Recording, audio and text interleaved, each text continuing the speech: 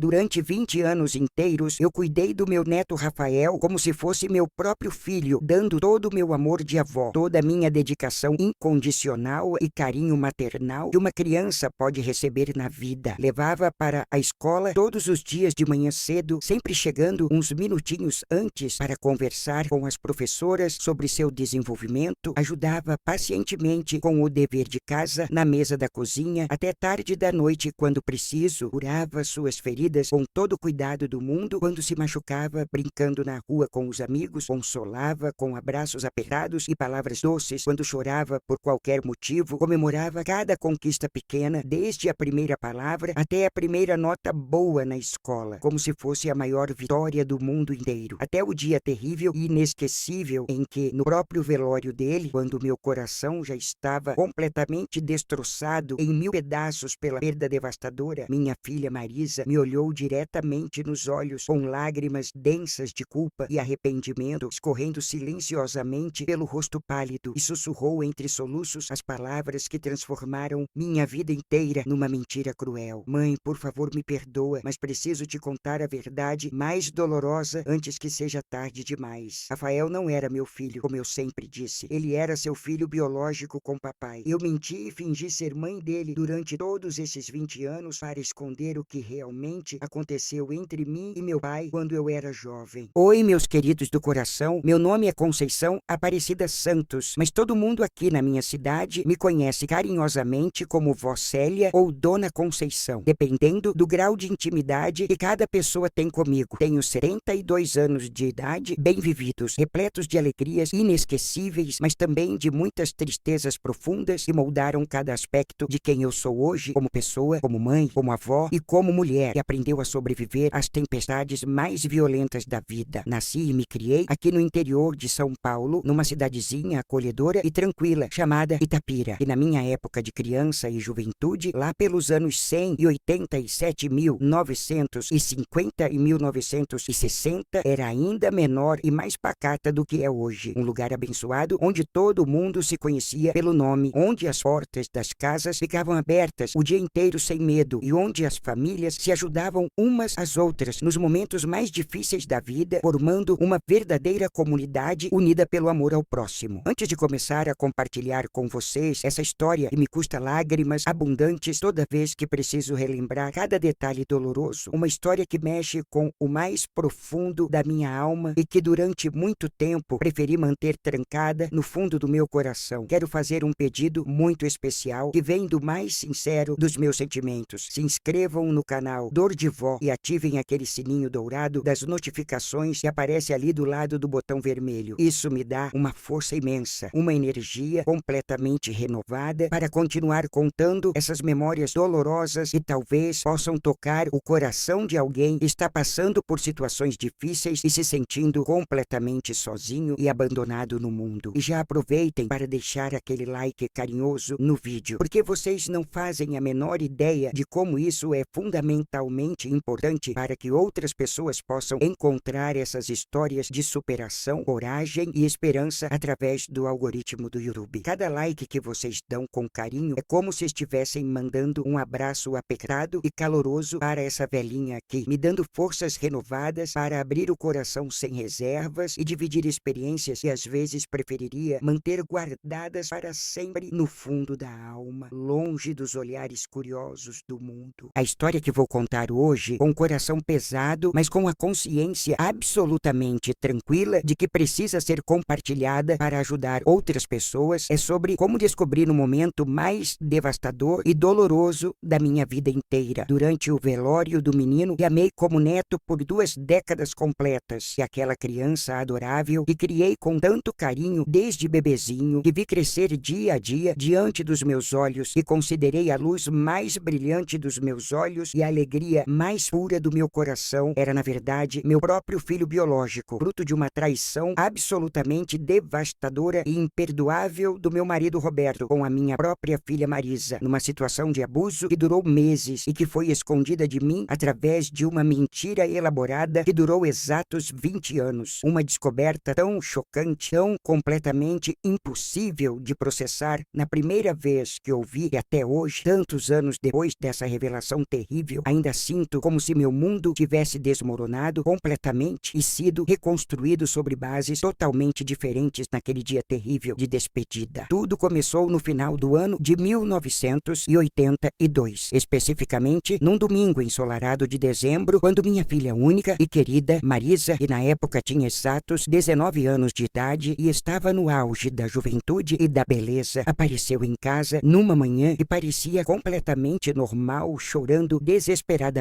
de uma forma que eu nunca tinha visto antes, e me deu aquela que eu achei ingenuamente que era a melhor notícia que poderia acontecer para a nossa pequena, mas unida família. Ela estava esperando um bebê, o que significava que eu finalmente ia me tornar avó. Mãe, ela disse entre soluços intensos que eu interpretei como sendo de pura emoção e felicidade. Estou esperando um bebê lindo. Você vai ser vovó do meu filho. As palavras saíram da boca dela de forma entrecortada, como se cada sílaba custasse um esforço tremendo para ser pronunciada. Eu fiquei literalmente nas nuvens de felicidade. Tinha exatos 52 anos na época. Estava casada há 25 anos com Roberto Alves dos Santos, um homem que sempre considerei exemplarmente trabalhador, absolutamente honesto e dedicado à família. E minha maior tristeza e frustração na vida era não ter conseguido ter mais filhos além da minha preciosa Marisa. Os médicos de várias cidades da região nunca conseguiram explicar com precisão científica por que meu corpo não conseguia engravidar novamente, apesar de eu e Roberto tentarmos com dedicação por anos e anos seguidos. Depois de uma década inteira fazendo exames caríssimos em clínicas de várias cidades, consultando especialistas em fertilidade e até mesmo benzedeiras famosas da região, tive que aceitar com o coração partido que Marisa seria para sempre minha filha única. Então a notícia radiante de que finalmente ia me tornar avó foi como um presente divino caindo diretamente do céu na minha vida. Ai, que alegria imensa, minha filha querida, eu disse, abraçando ela com toda a força que tinha no corpo e chorando copiosamente de emoção pura. Finalmente vou ter um netinho lindo para mimar, para encher de carinho, para contar histórias na hora de dormir. Mal posso esperar para segurar esse bebezinho no colo. Mas quando fiz a pergunta natural que qualquer mãe faria nessa situação: e o pai da criança, minha filha? Quando vocês dois vão se casar e oficializar essa união abençoada? Percebi que Marisa começou a chorar ainda mais desesperadamente e instantaneamente compreendi que alguma coisa muito séria e complicada estava acontecendo por trás daquela gravidez. Mãe, ela respondeu com uma voz tão baixa que mal consegui ouvir. O pai da criança, ele não pode assumir. Ele já é casado e se ele souber que existe esse bebê, vai dar uma confusão terrível. Por favor, me ajuda. Eu não posso criar essa criança sozinha. Não tenho condições nem estrutura emocional para isso. Naquela época, minha filha trabalhava como secretária numa empresa pequena aqui da cidade e ganhava muito pouco. Morava ainda em casa comigo e com Roberto e realmente não tinha condições financeiras nem emocional para criar uma criança sozinha. Sem pensar duas vezes, ofereci toda a minha ajuda. Filha, não se preocupa, mamãe vai te ajudar em tudo. Vamos criar esse bebê juntas e ele vai ser muito amado por nós duas. Ao longo dos 9 meses seguintes da gravidez, que se estenderam de dezembro de 1982 até maio de 1983, cuidei da Marisa como se ela fosse uma verdadeira princesa dos contos de fada. Levava ela religiosamente em todas as consultas médicas no consultório do doutor Antônio, o único ginecologista da cidade na época, sempre chegando uns minutinhos antes do horário marcado para não correr o risco de nos atrasarmos. Comprava rigorosamente todas as vitaminas caríssimas que o médico receitava, mesmo quando o orçamento familiar ficava apertado e tínhamos que cortar gastos em outras áreas da casa. Preparava diariamente comidas especiais e nutritivas para ela não enjoar. Caldos de galinha bem temperadinhos, frutas frescas picadinhas, vitaminas batidas com leite e mel. E me dedicava completamente, corpo e alma, a fazer com que aquela gestação fosse a mais tranquila, serena e saudável possível para minha filha e para meu futuro netinho. Roberto também estava visivelmente empolgado e ansioso com a chegada iminente do primeiro neto da família. Ajudava em absolutamente tudo que podia dentro de casa, desde carregando sacolas pesadas de compras até montando o bercinho de madeira que ele mesmo encomendou de um marceneiro conhecido da cidade. Célia, meu amor, ele me dizia todos os dias enquanto assistíamos Marisa crescer semana após semana: esse bebê vai ser o nosso xodó maior, nossa alegria diária. Vamos dar para ele tudo de melhor que não pudemos dar para mais filhos nossos. E eu concordava completamente com cada palavra, sentindo meu coração maternal transbordar de amor antecipado. Aquela criancinha que ainda nem tinha nascido, que já ocupava os pensamentos e sonhos.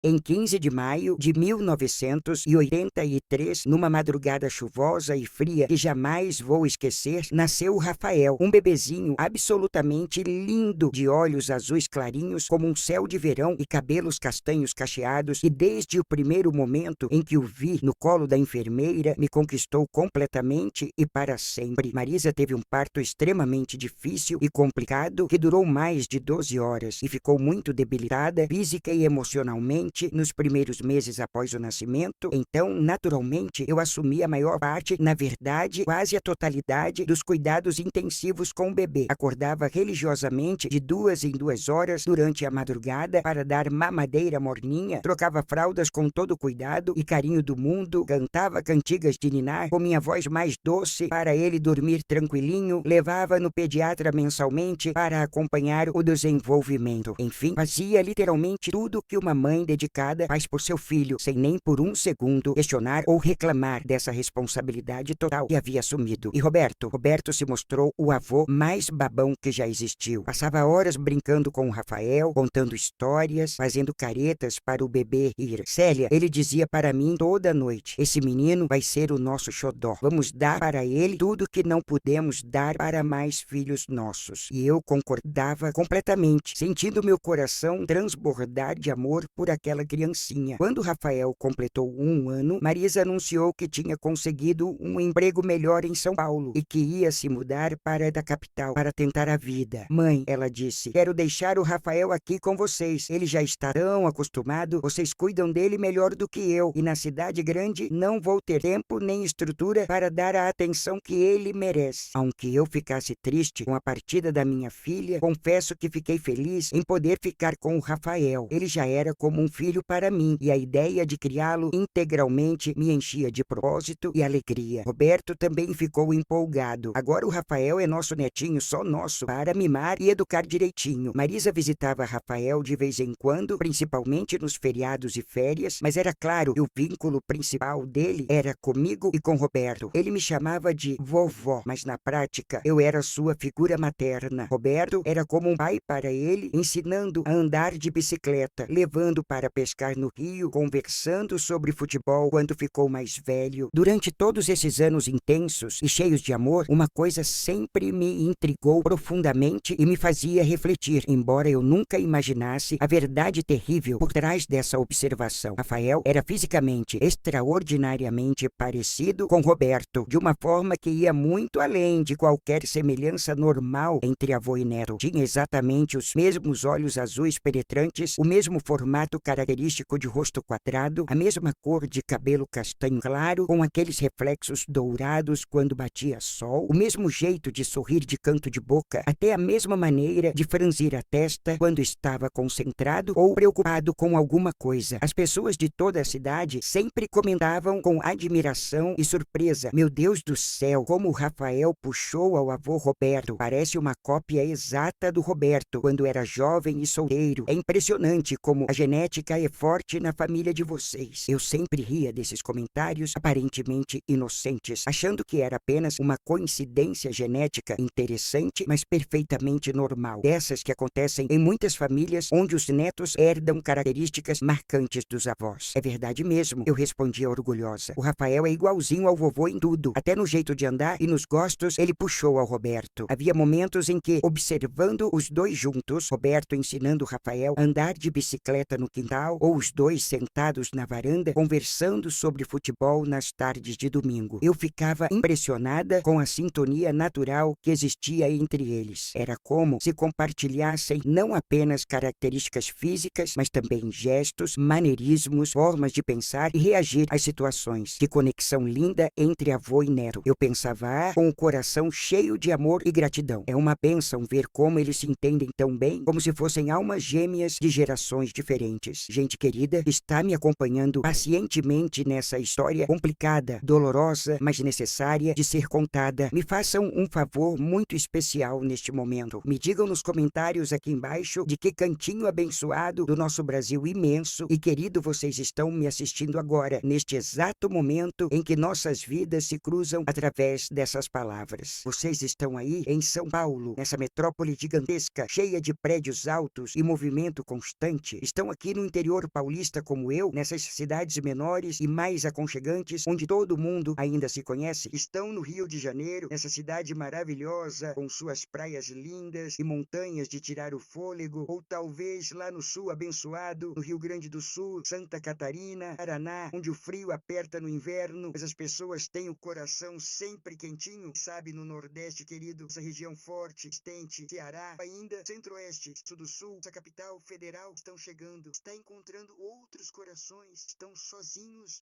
E me contem também, se sentirem à vontade para compartilhar. Vocês já passaram por alguma descoberta familiar devastadora que mudou completamente tudo que acreditavam sobre suas famílias, suas origens, suas histórias pessoais? Já viveram aquele momento terrível em que alguém revela uma verdade e destrói toda a versão que vocês tinham sobre acontecimentos importantes das suas vidas? Deixem um coração vermelho nos comentários se já viveram algo que abalou profundamente suas estruturas familiares, porque juntos, unidos pela compreensão mútua, somos muito mais fortes para superar essas dores que a vida às vezes coloca no nosso caminho. Não se esqueçam também de compartilhar esse vídeo com pessoas que vocês acham que podem se identificar com essa história dolorosa ou que precisam ouvir uma mensagem de superação e esperança, porque às vezes uma única palavra de compreensão e encorajamento pode fazer toda a diferença crucial na vida de alguém que está passando por momentos difíceis e se sentindo completamente perdido no mundo. Rafael cresceu sendo uma criança alegre, inteligente e carinhosa. Era bom aluno na escola, tinha muitos amigos, praticava futebol no time da cidade. Roberto o levava para todos os jogos, gritava mais que qualquer pai na arquibancada e sempre dizia orgulhoso: "Esse é meu neto, olha que menino talentoso." Eu participava de todas as reuniões escolares, ajudava com os deveres, cuidava quando ficava doente. Enfim, era uma avó completamente dedicada. Quando Rafael fez 15 anos, começou a fazer perguntas sobre o pai biológico. "Vovó", ele me perguntava, "por que minha mãe nunca fala sobre meu pai? Por que ele nunca apareceu na minha vida? Será que ele nem sabe que eu existo?" Eu sempre respondia o que Marisa tinha me pedido para falar. "Rafael, seu pai era um homem que não podia assumir você na época, mas isso não diminui em nada o seu valor. Você tem o vovô Roberto, que te ama como um pai, e tem a mim, que te amo mais que tudo neste mundo." Roberto também sempre reforçava: "Rafael, meu filho, pai é quem cria, quem ama, quem está presente todos os dias. Eu sou seu avô, mas também sou seu pai do coração. Não precisa de mais ninguém, não." E Rafael parecia aceitar bem essa situação, especialmente porque sempre teve muito amor e atenção de nós dois. Em 2003, quando Rafael estava com 20 anos e cursando faculdade de engenharia numa cidade vizinha, aconteceu a tragédia que mudou nossas vidas para sempre. Numa sexta-feira à noite, ele estava voltando da faculdade de motocicleta quando um caminhão desgovernado bateu de frente com ele numa estrada escura. O acidente foi terrível e Rafael morreu na hora. O motorista do caminhão estava bêbado e fugiu do local sem prestar socorro. Receber a notícia da morte do Rafael foi como morrer em vida. Aquele menino era tudo para mim, era minha razão de viver, minha alegria diária, meu projeto de futuro. Roberto ficou devastado também, chorou como eu nunca tinha visto um homem chorar na vida. "Célia", ele dizia entre soluços, "como vamos viver sem nosso menino? Como vamos aguentar essa dor?" O velório foi marcante para 3 dias depois, numa funerária aqui da cidade. A notícia se espalhou rapidamente e parecia que a cidade inteira veio prestar suas últimas homenagens ao Rafael, que era querido por todo mundo. Seus colegas da faculdade vieram de longe, os professores, os amigos de infância, os vizinhos, todo mundo chorando e falando sobre como Rafael era um rapaz especial. Marisa chegou de São Paulo na manhã do velório, completamente arrasada. Não parava de chorar, se culpando por não ter estado mais presente na vida do filho, por ter deixado a criação, principalmente comigo. Mãe, ela dizia, eu fui uma péssima mãe. Abandonei meu filho com você para perseguir meus sonhos egoístas na capital. Agora ele se foi e nunca mais vou ter chance de ser uma mãe melhor para ele. Durante todo o primeiro dia do velório, recebi centenas de pessoas que vinham me dar os pêsames. Todo mundo falava da minha dedicação como avó, de como eu tinha criado Rafael com tanto amor, de como éramos uma família especial. Roberto estava inconsolável, não conseguia ficar muito tempo perto do caixão porque a dor era grande demais. No final do segundo dia do velório, quando já estava anoitecendo e havia menos gente na funerária, Marisa se aproximou de mim com uma expressão que nunca tinha visto no rosto dela. Era uma mistura de desespero, culpa e uma determinação estranha. Mãe, ela disse segurando minhas mãos, preciso falar com você em particular. É muito importante. Saímos para um cantinho mais reservado da funerária, longe de Roberto e das outras pessoas. Marisa estava tremendo e chorando muito. Mãe, ela começou com a voz embargada. Não posso deixar Rafael ser enterrado amanhã sem você saber a verdade sobre quem ele realmente era. Carreguei esse segredo por 20 anos, mas agora que ele se foi, não aguento mais essa mentira. Que verdade, filha? Do que você está falando? Perguntei sem entender nada, com o coração já acelerado, pressentindo que algo terrível estava para ser revelado. Marisa respirou fundo e disse as palavras que destruíram minha vida inteira. Mãe, Rafael não era meu filho. Ele era seu filho com papai. Eu fingi ser mãe dele todos esses anos para esconder o que realmente aconteceu. Senti como se o chão tivesse desaparecido debaixo dos meus pés. Como assim, Marisa? Que história é essa? Você está em choque pela dor, está falando besteira. Mas ela continuou. Mãe, eu estava mentindo para você há 20 anos. Quando eu disse que estava grávida de um homem casado, era mentira. A verdade é que papai